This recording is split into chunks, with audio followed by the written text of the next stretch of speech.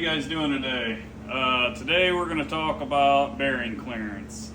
The way an engine works, you have to have bearing clearance, too tight, too loose, just right, anything and everything in between.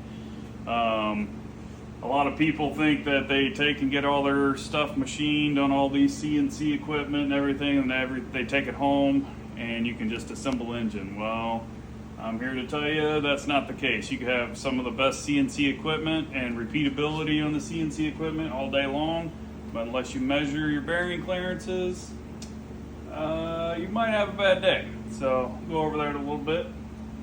So street, mild performance, we're talking small block Chevy stuff here, LS, most of that stuff around there. Big block Chevy is going to be a little different. I like a little more clearance on those. But your rod bearings, you're going to be about 1.018 to 2 2/10, somewhere around there. Now you run over to hot rod. I like a little more clearance, roughly around 2.5 to 2 1/8. Sometimes, depending on what it is, maybe a little more, a little less. Aluminum rod stuff, you'll run a little more bearing clearance, maybe 3 3/10 or something like that, somewhere around there. Main bearing clearance, you're gonna have around, maybe a little tighter, 1 1/8, 0.0018 or to 2, usually street stuff would be around 2 to 2 4/10, somewhere around there. That's what I like to run. Same thing on the hot rod stuff. On the mains, about 2.5 to 3 thousandths bearing clearance. If you've got an aluminum block, a lot of these LS aluminum blocks, you can run them a little tighter initially, because whenever the block heats up, you're going to get a little swelling on the aluminum, so you'll have a little more clearance. But usually the hot rod stuff, 2.5 to 3, sometimes even 3.5, depending on if it's a max effort deal or not. But where you want to be is have a nice cushion, a nice spread for the bearing to seat and everything. Way too loose, you're gonna have to talk to Uncle Rodney over there and find out that your engine's making a little noise. And then too tight, you're gonna have premature bearing wear. So I'll walk you guys through measuring that, and then let me know if you guys have a different way of doing it. Guys can still use plastic gauge, and does that still work? Absolutely. I have no doubts about that. It still works, but everybody's got their own way of doing it, so I'll show you how I do it. All right. So what you do is you figure out your main size, and you'll just get a caliper. It's going to be 2 to 3, or a micrometer, sorry. And then you come on over here, you run it down, and give it just a bump, lock it down. So we're about, these LS cranks are, I think, 59. We're about a 0.5 thousandths under that. So then we'll set our gauge up over here, valve bore gauge. You can get these on Summit, Jegs, Goodson, there's a bunch of different people that make them. So we'll set this guy up, zero him out here.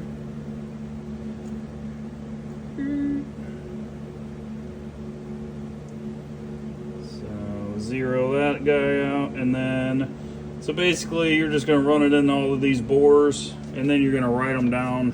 That way you don't forget what they are. That way if you got to order different bearings and whatnot, you can see what they are. So we'll see here. Alright, so this one we've got right around 2 2/10. 2. Alright, so we're at 2 on that one. Right at 2. 2 1/10. And then the center main's going to be a little bit larger. Usually So 2 3/10. So, alright, so we're around that 2 thousandths range.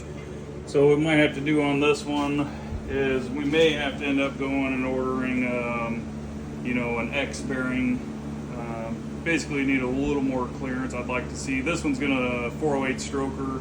It's gonna be going in Malibu with an LSA on it, so I'd like to have a little more bearing clearance.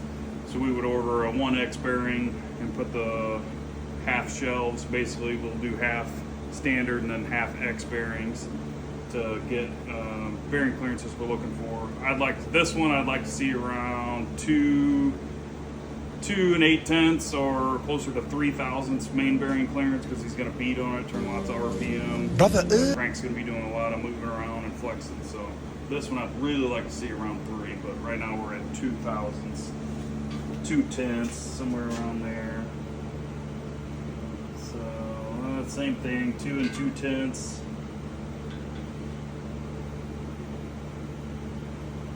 Same thing there, 2 2/10.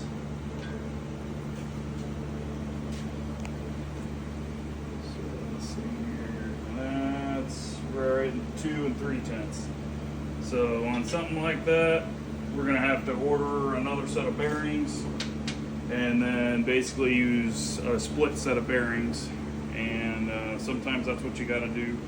But that's how I measure them. Obviously, these are all torqued down on the block and everything. Nobody wants to see you torque stuff, so. But yep, that's how I do it. How do you guys do it? It's got the chop, Dad. We're going to talk about camshaft thrust. A lot of these LS engines, I see a lot of people just jam these cam thrust plates in, and then they don't really check cam bearing thrust. I like to check the cam bearing thrust before you get all started. That way you can maneuver if need be. But yeah, I see it overlooked a lot, so we're going to go over that a little bit today too. So let's see what we got going on here. Alright guys, so something else you gotta worry about is clearances, is your camshaft thrust clearance. Otherwise, you can run into issues with your cam running around if your cam just jumps in and out, or it's too tight. So if it's too tight, you're gonna wear your bearing out, and or run into issues with your thrust plate. Wear your thrust plate out, and then that's gonna just cause it to chew up. This one's brass, so you'd get all that kind of brass material if it was too tight in there. As you can see, this one's a little too snug. This is the old one. We're gonna get a new one because the O-rings in these wear out anyway. So, but we're just gonna do this for test purposes to kind of show you guys what I normally do. So you put your bolts in there, and you put your thrust plate in there, and then I usually run these down, kind of see where we're at on there.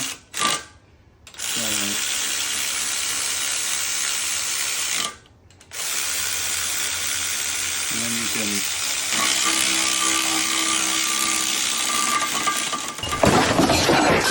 okay, yeah.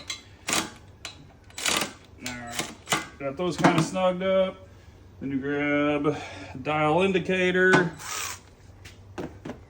put that guy on there. If it's aluminum block, yeah, it's a little different, but all in all, there you go.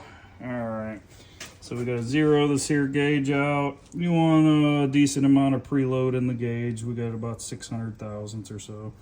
And then I usually tap on the gauge a little bit, and then we can see how much thrust we have. So we've got about 3 thousandths or so. 3 to 4. I'd really like to see about 5 there. So we're gonna get our new thrust plate in and kind of see what we've got there. But that's how I check cam thrust. How do you guys do it? Or do you do it? Or you just jam it in there and full send? That's what she said. All right, you guys have a good one. Take her easy.